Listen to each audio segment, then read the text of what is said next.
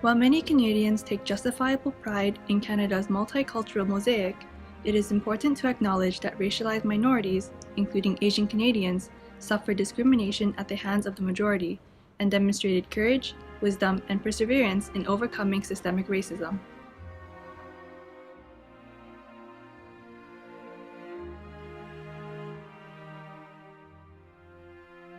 It was clear from the beginning that Asians were not wanted in British Columbia, where most immigrants from Asia lived.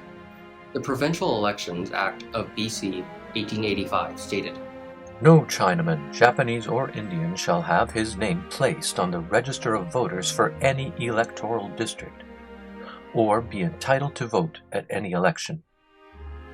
Essentially, this legal restriction prevented Asians from holding office and from entering mainstream professions such as law, pharmacy, engineering, accounting, and teaching. During the early 1900s, discrimination towards Chinese and Japanese became evident. In 1907, leaders of the Asiatic Exclusion League stirred up resentment towards Asians, resulting in a riot where hundreds of men looted and ravaged their way through Chinatown and Japantown, vandalizing businesses and causing extensive damage. By the time the mob reached Japantown, Japanese were ready for the attack and eventually forced the rioters to retreat. In spite of their courageous resistance, the result was that legislation was passed by the provincial government further discriminating against Asians. To demonstrate loyalty, in spite of the fact that they were not treated as equal citizens, many Japanese Canadians volunteered to fight for Canada during the First World War. Despite the hardships and discrimination, Asians established their lives, raised families, and contributed to the province's economy. Discriminatory laws were invoked to prevent the entry of what Canada considered to be undesirable people. In 1908, the federal government passed the Continuous Passage Act, which stated that Indians would have to travel to Canada via a direct, non-stop passage from India. The Canadian government knew that this would be impossible because of the long distance from India. On May 23, 1914, 376 Indians, mostly Sikhs, along with some Muslims and Hindus, arrived in Vancouver and anchored near Burrard Inlet on the steamer ship Komagata-maru. The Canadian authorities would not allow the passengers to leave the boat, claiming the ship did not arrive via a direct passage and that most passengers did not have the $200 that would qualify them to enter British Columbia. For 2 months, the passengers, the Indian leaders in British Columbia, and the BC authorities were engaged in a legal battle. In the end, only 24 of the 376 passengers were given permission to legally stay in Canada. The rest were forced to leave and return home.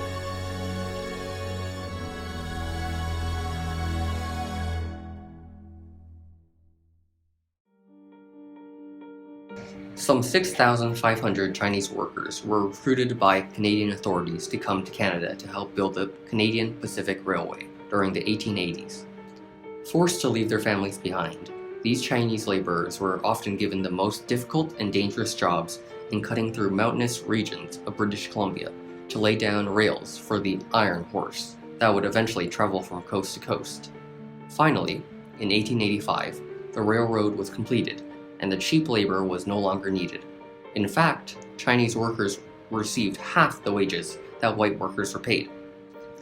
Due to the backlash towards the Chinese from union workers and from provincial politicians, the federal government passed the Chinese Immigration Act in 1885. This law imposed a head tax of $50 on Chinese immigrants in the hopes of discouraging them from entering Canada. However, this did not deter the Chinese from coming, and in 1900, the federal government increased the tax to $100. By 1903, it went up to $500, which was equivalent to 2 years of wages in Canada. The Canadian government collected $23 million from the Chinese through the head tax. However, at great cost to the Chinese families and communities, migrants from China continued to come to Canada. In 1923, Canada's Parliament passed the Chinese Exclusion Act. The result was that between 1923 and 1947, fewer than 50 Chinese immigrants came to Canada. In 1947, the Chinese Exclusion Act was repealed. Another outcome of this legislation and the head tax which preceded it for nearly 40 years was that many of the early Chinese could not bring their families, neither children nor even spouses, to Canada, thus creating a bachelor society in the Chinese-Canadian community. Many of the wives were left in China to raise their children by themselves, where they often experienced starvation and other extreme economic hardships. In order to survive, many Chinese immigrants opened laundry shops and restaurants that could be found in many communities across Canada.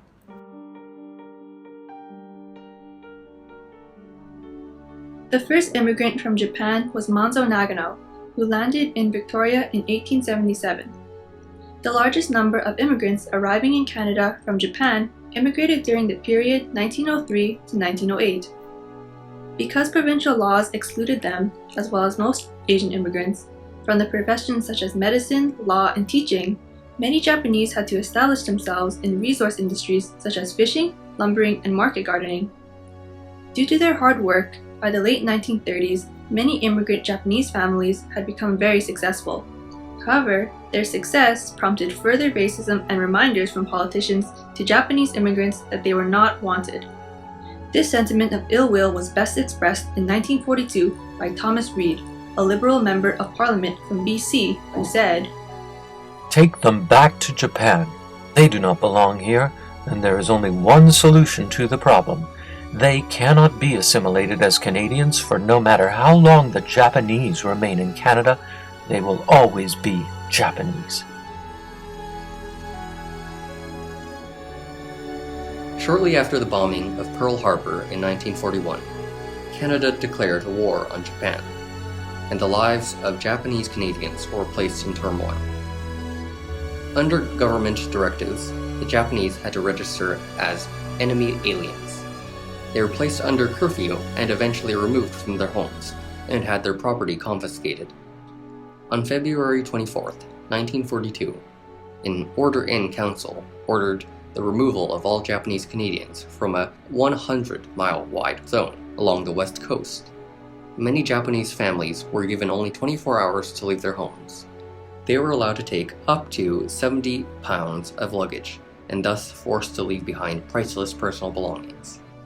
Uprooted from their homes, thousands of Japanese Canadians were confined in livestock barns at Hastings Park in Vancouver's Pacific National Exhibition Grounds. Here, they were made to wait while the internment centers in the BC interior were made ready for them. The men were separated from their families and sent to road-building camps in interior British Columbia. Small towns such as New Denver, Caslow, and Slocan, as well as other more remote camps built for the internees, became crude living quarters mainly for women, children, and the elderly. They lived in tiny crowded shacks, each one shared by 2 families.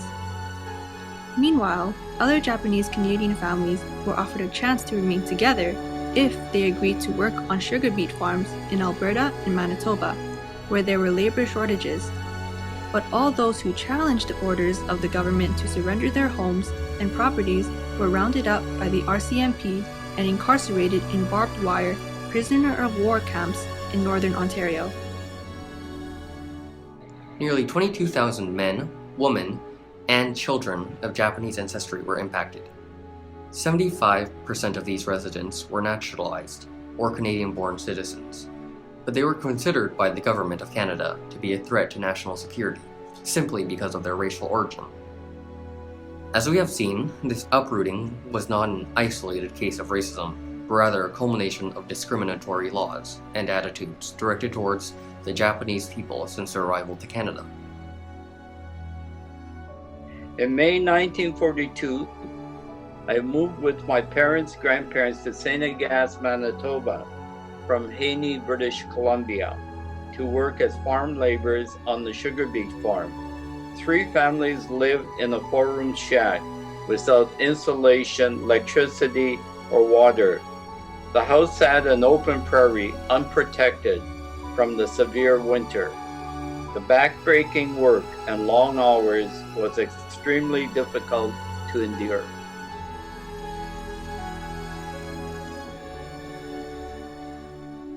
The result of decisions made by Canadians during the war meant that the once thriving Japanese-Canadian community on the West Coast was decimated.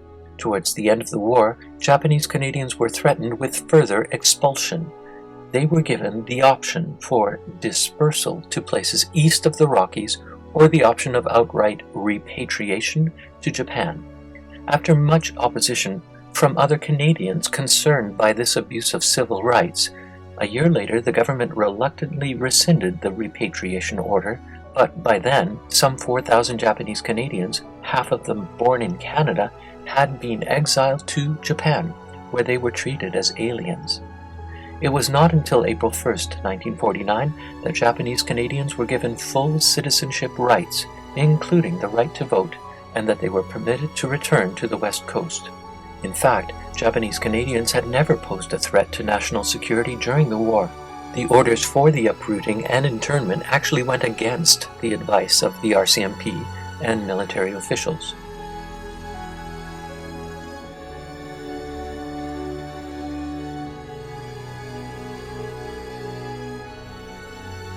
On January 1, 1947, the Canadian Citizenship Act came into effect, defining who is a Canadian.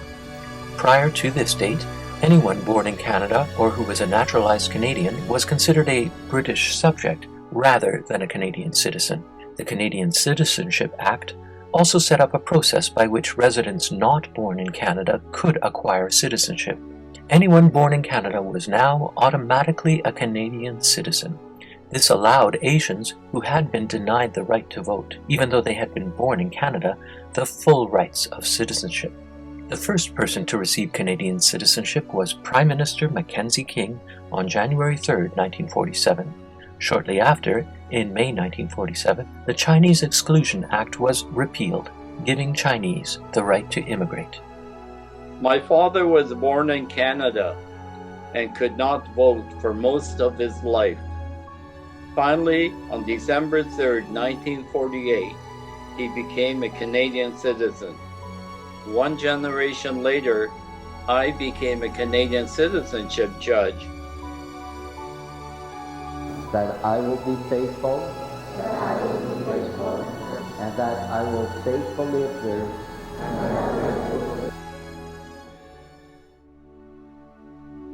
On September 22, 1988, Prime Minister Brian Mulroney officially apologized to Japanese Canadians for their internment during the Second World War and said that his government was putting things right, with the measures including compensation to individuals, a community fund, and the establishment of the Canadian Race Relations Foundation. The acknowledgement and compensation had a profound effect on the victims of the internment and lifted the guilt that they had carried for over 40 years, thinking that they had done something wrong.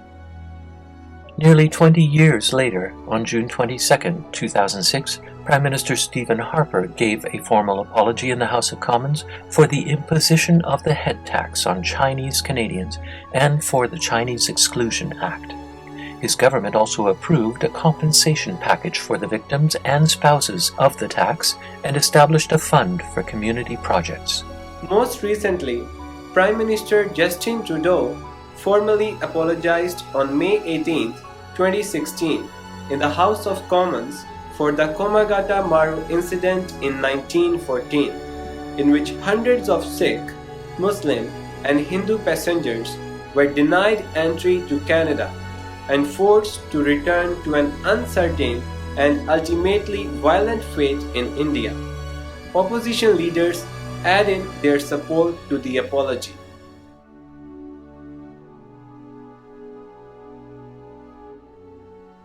Canadian society has clearly benefited from the contributions of Asian immigrants and their descendants throughout our history. Many Asian Canadians have achieved national and worldwide recognition for their achievements.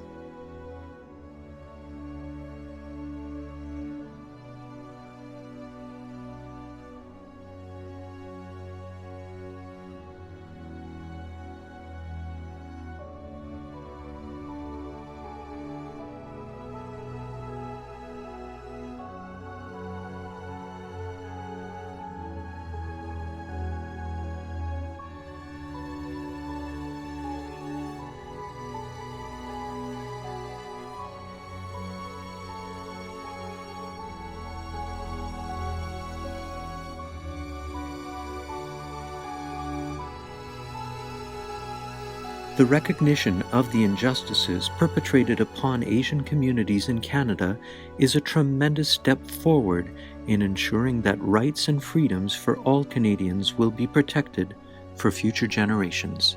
We have much to learn from the lessons of past injustices and from present challenges,